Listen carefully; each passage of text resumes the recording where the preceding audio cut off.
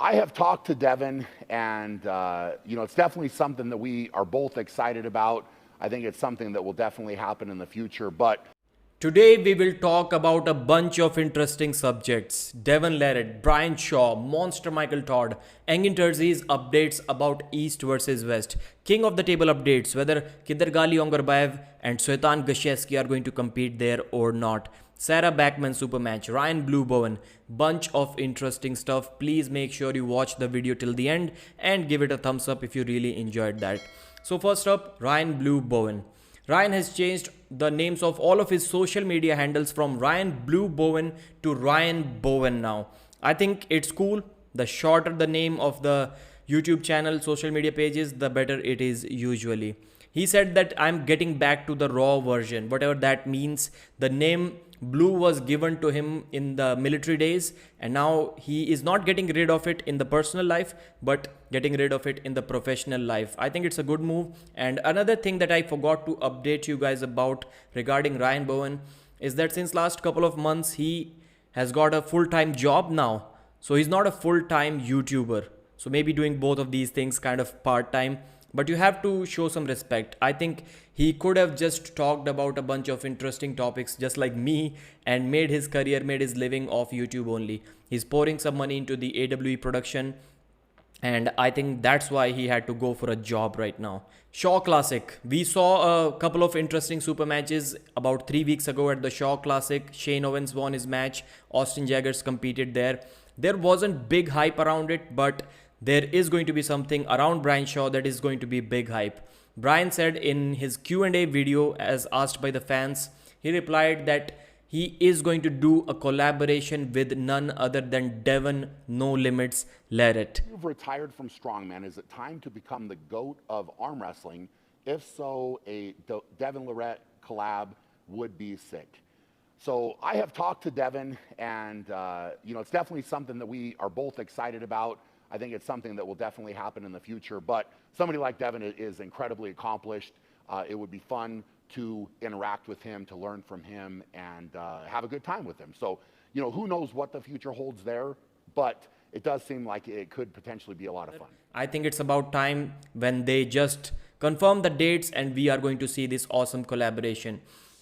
So why is it so interesting? Because Devon Larratt's second viral moment came after arm wrestling with the World's Strongest Man Hafthor Bjornsson.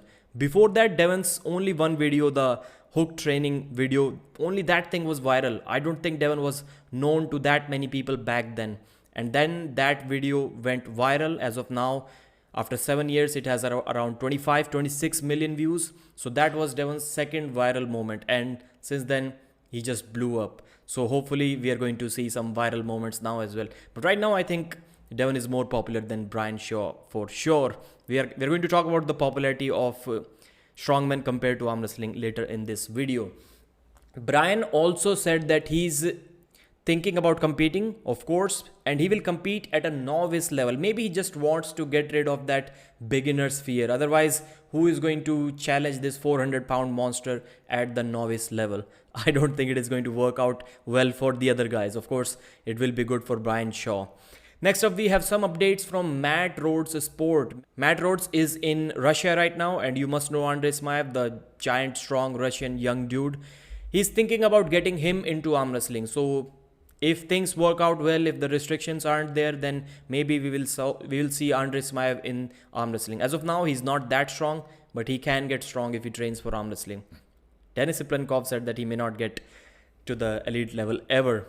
Schoolboy, same thing for Schoolboy. Things need to work out. He needs to heal up his left arm as well. And we are going to see Schoolboy as well in the future King of the Table cards. Kidargali Ongarbayev. So Matt Rhodes said that there was no way that Ongarbayev was going to accept Devon's challenge with just a couple of weeks notice. So that's why that match is not happening. But Kidargali Ongarbayev will for sure compete this year at King of the Table. Now, who could be his opponent? It's really interesting, man. It's really interesting. Maybe Bacho Saginashvili, because these two were supposed to face at WAF. They both didn't compete on the right arm. Bacho beat him on the left. People say that Bacho's right is even better and Ongarbayev's right is also better. So we are not sure. I would like to see that match and lots of other matches as well. Ongarbayev can be matched with probably 20 arm wrestlers in this world, and the match can be interesting. The super heavyweights, not the lighter ones. I already talked about Denis Siplenkov hiding training footage. That's the news that I got from Matt Rhodes Sports. So please check that video out as well. Link will be in the description. Oleg Cherkasov is banned from East versus West, which is a topic down the line in this video, and not from King of the Table. That's interesting. And strongman versus arm wrestling, which is more popular? Matt Rhodes said that strongman is way advanced in terms of the sponsors, in terms of the venue, in terms of the production value. But arm wrestling hardcore fans, the pay-per-view buyers, are way more than strongmen. So the biggest strongman competition can expect around 5,000 to 6,000 pay-per-view sales. But the biggest arm wrestling competitions get 30,000 pay-per-view sales whenever Devon Larratt is competing. So that's interesting. So a couple of matches, interesting ones, events we saw a couple of days ago at the Florida Arm Wrestling League. We saw Sarah Backman dominate the former WAF champion Anna Gronlund. So that was a dominant performance that was expected by everyone. And some people were saying stuff about PED usage. I'm not going to go into that, but Sarah Backman was always going to win this match. There was absolutely no chance that I saw Anna could do anything against Sarah. In the same event, Paul Italia dominated. Let me read what my guys just wrote. Paul Italia is just being unstoppable. At the pro level, I do think he's going to run into some difficulties because of his height, but he's unstoppable at the amateur level. What an amazing day at FAL. Won all 5 classes I went in. Went undefeated for the day. Left hand won 198 and 220 amateur, and right hand won 198, 220, 242 semi-pro. So basically he's winning everything. 5 classes in a day. Monster Michael Todd got his stem cell shot at the Monster Factory. People are making fun of Michael, saying that Monster 69.0 is returning. But I hope he gets healthy. I hope he gets well. And I hope we see a dominant Michael Todd in the future soon. So Michael Todd also competed this weekend. He did it, y'all. My guy won everything he entered yesterday with his trash arm. So competed only with his left. Still haven't figured out why people think his left is no good. Because his right is better. If his right was also like at the level of his left, then Michael wouldn't be discussed so much in the arm wrestling community, because his right wouldn't be at the top elite level. Just because his right is so good, that's why people say that his left is bad. Open left, 260 pounds, left overalls, masters, supers left. Left overalls. So did he beat Corey West in the overalls? That would be interesting to see on his channel. So basically Michael and Corey won everything at which they, in all of the class, they put their elbows on the table. So that was good for all of them.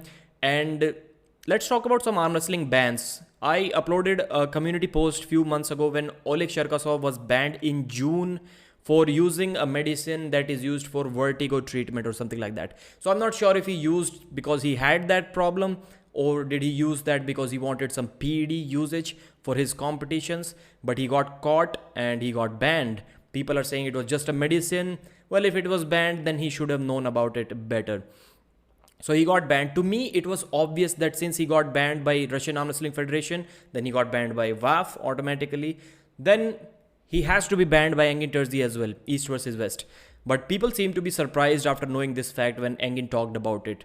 And I'll say that although I did expect it, but it's still kind of ridiculous, because East versus West is not a drug tested league, and there are people who have openly admitted to steroid usage and they are being welcomed at the event. So just because, and maybe Oleg Cherkasov, if we consider the heavy PED usage, like the trends, the testosterone and bunch of other stuff, maybe he's still natural and he got banned, while other guys who have themselves admitted about PED usage, they're still competing there. That's kind of ludicrous in my opinion, if you ask me. And one question to you guys, do we really need drug testing if somebody has already admitted that they are on PEDs, and then you have to ban a guy who got caught? It's getting weird. It was totally okay until Oleg Cherkasov got banned from East versus West. So coming back to Matt Rhodes' sport, he did say that Cvetan Gashevski is 100% going to get his chance at king of the table.